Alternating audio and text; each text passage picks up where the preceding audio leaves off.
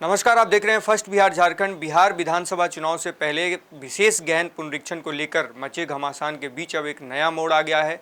हम आपको बताएंगे। हमारे साथ चर्चा करने के लिए अमित सर हैं। लगातार सर अमित सर इस पर नज़र रख रहे हैं। क्या कुछ नया मोड़ आया सर, क्या कहना चाहेंगे?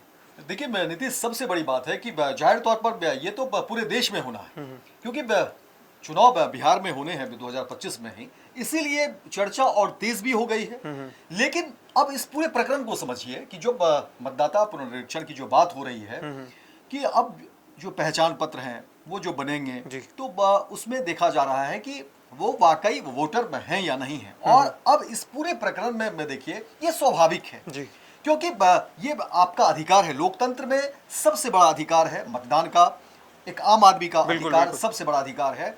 और देखिए जो लोगों के मन में सवाल तो हैं और ये सवाल वाजिब है। अब इसमें क्या है कि चुनाव आयोग को लेकर के जितनी भी राजनीतिक पार्टियां और विशेषकर जो विपक्ष है, और विपक्ष वो लगातार ही हमलावर है, और विपक्ष का कहना है कि देखिए कहीं न कहीं पूरे पार्टियों को या विपक्ष को इसमें विश्वास में लेना चाहिए था, चुनाव आयोग को। और आम आदमी के मन में जो है ये सवाल है कि कहीं मेरा नाम हटा तो नहीं दिया जा रहा है। और देखिए राजनीतिक पार्टी है तो ठीक है, राजनीतिक बातें भी होगी, लेकिन जो राजनीतिक दल का ये भी तो काम है कि वो जनता के हित में अपने सवाल करे। विपक्ष का काम तो है ही कि आप सवाल करें। लेकिन चुनाव आयोग, देखिए चुनाव आयोग का स्पष्ट कहना है कि इस पूरे प्रकरण में पुनरीक्षण की जो बात हो रही है वो जरूरी है। चुनाव आयोग का स्पष्ट कहना है कि पुनरीक्षण की बात जो है वो जरूरी है। और इसमें जो है तमाम बीएलओ तो हैं ही, इसके अलावा कई सारे जो है संगठन लगे हुए हैं ताकि घर घर जाकर के इसमें परेशानी नहीं हो। ये भी देखा जा रहा है कि लोगों की परेशानी नहीं हो और घर घर जाकर के ये काम जो है किए जा रहे हैं। लेकिन अब इस पूरे प्रकरण में जो सबसे बड़ी बात है, क्योंकि जो हो हल्ला मचा हुआ है, जो हंगामा मचा हुआ है, सवाल और चर्चा हम लोग उसी पर करने जा रहे हैं कि आखिर मतदाता पुनरीक्षण को लेकर के जो हंगामा बरपा हुआ है, आम आदमी के मन में जो सवाल है और विपक्षी पार्टियां जो कह रही हैं, उसके बाद देखिए अब क्या कुछ हुआ है। नीतीश, विपक्षी पार्टियों का इस पूरे जो है प्रकरण पे एक ही सवाल था कि चुनाव आयोग को कम से कम तमाम जो राजनीतिक दल है उन्हें विश्वास में लेना था, उन्हें विश्वास में, और ये हक है, ये राजनीतिक दलों का हक है कि आप जो है उन्हें कम से कम बातचीत होनी चाहिए था। कोई आरोप ऐसा नहीं है कि एक उस तरह के आरोप है, ये आरोप है कि आप जो है बिना कॉन्फिडेंस में लिए हुए आप इस तरह का काम नहीं कर सकते। और तेजस्वी यादव सर लगातार वो हमला कर रहे थे। और बिहार में क्योंकि देखिए चुनाव है, इसलिए चर्चा शुरू हो गई और तेजस्वी यादव लगातार इस बात को रखते रहे हैं कि देखिए ये अंदेशा है तो क्यों नहीं आप उसको क्लियर कर दीजिए। एक अंदेशा तो है लोगों के मन में, और लोगों के मन में जब अंदेशा है, एक आम आदमी समझिए कि कोई वोटर तो हर जगह है, शहर में भी है, गांव में भी है, पढ़े लिखे भी हैं और अनपढ़ भी हैं, लेकिन वो वोटर है, वो वोटर है, वो वोट करते हैं। सरकार बनाने में उनकी भी उतनी ही भूमिका है। जी बिल्कुल, ठीक है। तो आप उन मतदाताओं को भी जो है आपको समझाना पड़ेगा। अगर उनके बीच अविश्वास है तो ये छोटी बात नहीं है, ये बड़ी बात है। आपको उनको भी विश्वास में लेना होगा, आपको समझना होगा और समझाना होगा कि आप जो नीति, जो नियम या जो भी आप काम कर रहे हैं, पुनरीक्षण पर कोई सवाल नहीं है, किसी ने पुनरीक्षण पर सवाल खड़ा नहीं किया है, सवाल है विश्वास का। और देखिए कोई राजनीतिक दल, चुनाव आयोग तो सबके लिए है, वो तो एक संस्था है, उनको तो किसी राजनीतिक दल से तो कोई मतलब है नहीं। लेकिन होता क्या है कि जब आप सत्ता में होते हैं तो एक छवि बनती है उस रूप में, जब भी कुछ इस तरह के काम होते हैं, आरोप लगते हैं, तो संस्था पर भी आरोप लगते रहे हैं, इसीलिए संस्था की जिम्मेदारी बढ़ जाती है, पारदर्शिता और ज्यादा जो है बढ़ जाती है। और ये बहुत अच्छी खबर है, वो खबर हम बताने भी जा रहे हैं, हालांकि लोगों को मालूम भी होगा कि देखिए अब चुनाव आयोग ने फैसला ले लिया है कि नहीं, अब जो है जो डॉक्यूमेंट की बात हो रही थी, और डॉक्यूमेंट की बात में भी देखिए चाहे वो पहचान आधार कार्ड को लेकर के हो या फिर जो है जन प्रमाण पत्र से जुड़े हुए मामले हो, या कोई पढ़े लिखे हैं तो सर्टिफिकेट दीजिए, जमीन को लेकर के माता पिता, ये तमाम मांगे जा रहे थे।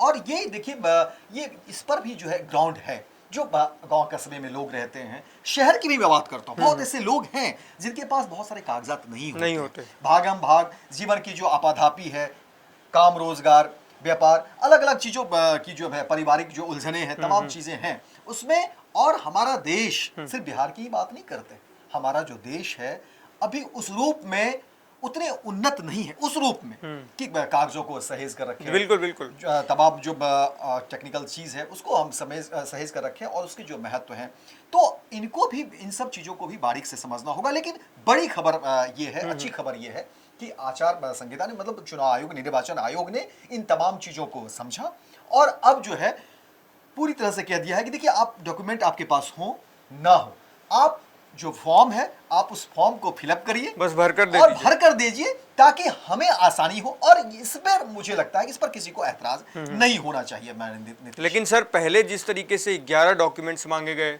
पहले जिस तरीके से जो है सेंटर बना दिया गया आधार कार्ड को, ड्राइविंग लाइसेंस को सरकार के तरफ से, वो चाहे कोई भी योजना हो, कोई भी कार्यक्रम हो, कोई भी सरकारी आप अगर लाभ लेना चाहते हैं तो आधार कार्ड से ही लोग उसको जोड़ा गया, कल्याणकारी जो योजनाओं के जो फायदे मिले। लेकिन अब जो है इतने बड़े जो डॉक्यूमेंट, क्योंकि सबके पास है, जो अगर आप ग्रामीण क्षेत्रों में भी जाएंगे तो सबके पास आधार कार्ड है, बहुत ऐसे लोग हैं जो युवा हैं उनके पास ड्राइविंग लाइसेंस है, राशन कार्ड हैं, तो उन डॉक्यूमेंट्स को नहीं माना गया, वैलिड नहीं माना गया। और उसके बाद कहा गया कि जो 11 डॉक्यूमेंट्स आपको देने हैं वो डॉक्यूमेंट्स किसी ग्रामीण क्षेत्र के इंसान, जो नॉर्मल आदमी है, आम आदमी है, उसके पास वो डॉक्यूमेंट्स होता ही नहीं है। बिल्कुल बिल्कुल बिल्कुल। इसमें एक चीज और क्लियर कर देते हैं हमारे जो दर्शक हैं फर्स्ट बिहार के, कि कई लोगों को ये कंफ्यूजन भी था और ये सवाल था कि अगर वोटर कार्ड में या जो पुनरीक्षण की बात हो रही है उसको लेकर के अगर कहीं कुछ दिक्कतें होती हैं तो क्या इसका प्रभाव राशन कार्ड पर तो नहीं पड़ेगा? क्योंकि आप जानते हैं कि राशन कार्ड से जो जुड़े हुए लोग होते हैं उनकी जो आर्थिक स्थिति कैसी है, और वो राशन कार्ड किसी भी रूप में खोना नहीं चाहते, और सरकार की व्यवस्था है, सरकार की योजना भी है, तो वो भी जो है प्रभावित नहीं हो। तो इसमें देखिए चुनाव आयोग ने ये भी स्पष्ट कर दिया है कि ये सिर्फ आपको वोट देने तक ही है, जो आप वोटर हैं उन्हीं के लिए है, इसका और दूसरा कोई इस्तेमाल होने नहीं जा रहा है। इसमें ऐसा नहीं है कि आपको कहीं नौकरी में कहीं अड़चन आ जाएगी, या आप कहीं किसी ऑफिस में काम कर रहे हैं तो उसमें कहीं अड़चन आ जाएगी अगर इस पुनरीक्षण में अगर आप कहीं छूटते हैं तो। ये भी कहा गया है, ऐसा नहीं है, ये भी क्लियर कर देते हैं दर्शकों को जो चुनाव आयोग ने अभी तक कहा है कि ये राशन कार्ड को प्रभावित नहीं करेगा, बाकी आपके किसी डॉक्यूमेंट को प्रभावित नहीं करेगा, ये सिर्फ चुनाव तक ही सीमित है। और चुनाव में भी ऐसा नहीं है कि जो, क्योंकि अब तक ये तो आरोप लगते रहे थे विपक्षी पार्टियों ने, और विशेषकर तेजस्वी यादव देखिए बिहार में लगातार इस विषय को जो हमलाकर्ता के साथ उठाते रहे थे, और तेजस्वी यादव का कहना था कि देखिए लोगों के मन में ये शंका है और उस शंका को दूर करना होगा। और ये सवाल बिल्कुल जायज सवाल है, क्योंकि जो आम आदमी है उनके मन में तो देखिए अलग अलग चीजों को लेकर शंका, उनके पास कंफ्यूजन भी था कि कौन से डॉक्यूमेंट्स देने हैं। तो ये सवाल भी लाजमी था, और तेजस्वी यादव ने देखिए प्रमुखता से इस पर जो है सवाल उठाया।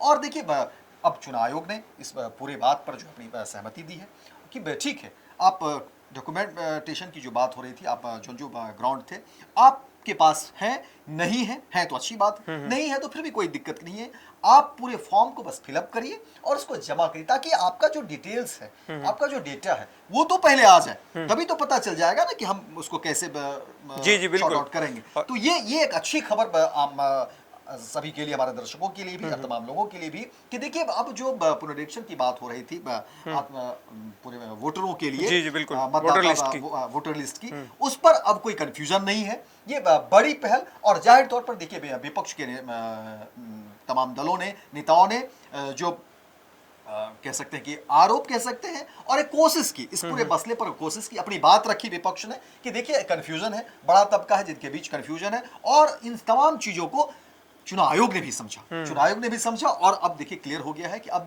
डॉक्यूमेंटेशन है, आपके पास डॉक्यूमेंट हो, नहीं हो, है तो आप सबमिट करिए, नहीं है तो आप फॉर्म को फिलअप करिए, क्योंकि पुनरीक्षण तो होने वाला। और देखिए चुनाव तो चुनाव आयोग को ही कराना है, कोई पार्टी तो चुनाव कराएगी ही नहीं, तो चुनाव आयोग के इन बातों पर आपको आना होगा, और फिर जो है चीजें आसान हो जाएगी, और कहीं से कोई कंफ्यूजन नहीं है, किसी का नाम हटने वाला नहीं है, और अब कम से कम जो चीजें सामने आ गई।